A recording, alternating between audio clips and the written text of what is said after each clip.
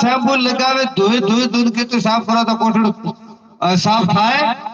कथायला ये तो बॉडी ठोकला ये तो मतलब रुपन गारो से नसु जावे बाकी साफ नहीं वे तो मूर्ख आदमी ने बोले कि तो हजमाओ तो कदी वो रास्ते आवेला नहीं ध्यान रखो हमेशा। तो कबीरदास एक भजन में लिखियो है कि भाई केड़ी केड़ी संगत करनी पड़े केड़ा केड़ा संगत और अपन फल लागे।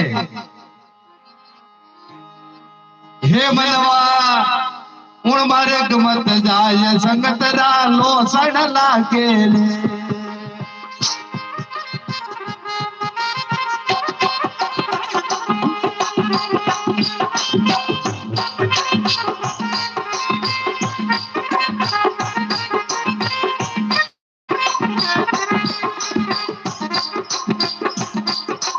लो सड़ लागे रे संगत राए फल लागे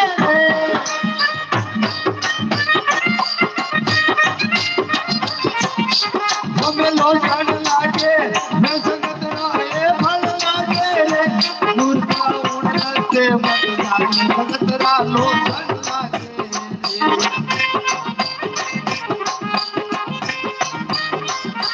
ये मनवा उड़ मारे मत जाए संगत रा लो सड़ लागे